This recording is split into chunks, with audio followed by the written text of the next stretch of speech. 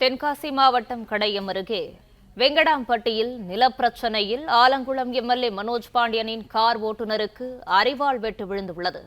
இதுகுறித்தான முழு விவரங்களோடு இணைகிறார் செய்தியாளர் தளவாய். தளவாய், வணக்கம். என்ன நடந்தது? முழு விவரங்களையும் பகிரலாம். வணக்கம். தென்காசி மாவட்டம் கடையம் அருகே உள்ள வெங்கடாம்பட்டி ஊராட்சி அழகம்மாள்புரம் பிள்ளையார் கோவில் தெருவை சேர்ந்த பாண்டி என்பவரின் மகன் முருகன். இவர் ஆலங்குளம் சட்டமன்ற தொகுதி உறுப்பினர் மனோஜ் பாண்டியனிடம் கார் டிரைவராக வேலை பார்த்து வருகிறார்.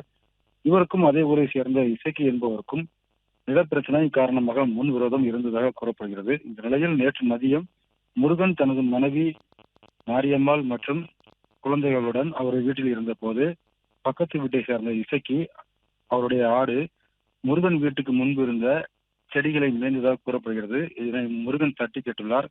இதனால் ஆத்திரமடைந்த இசக்கி மற்றும் அவருடைய சகோதரர்கள் மற்றும் பலர் அவரை கம்பு மற்றும் அரிவாளால் வெட்டி தாக்கியுள்ளனர்.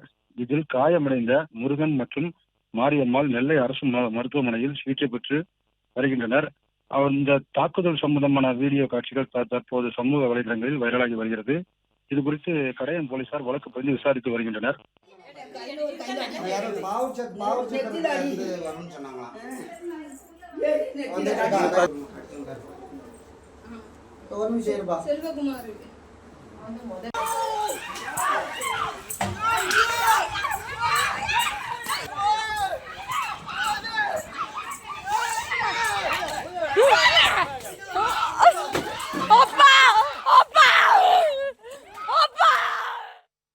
பிளே ஸ்டோர் மற்றும் ஆப் ஸ்டோரில் இருந்து பாலிமர் செயலியை QR கோடு மூலம் பதிவிறக்கம் செய்யுங்கள்.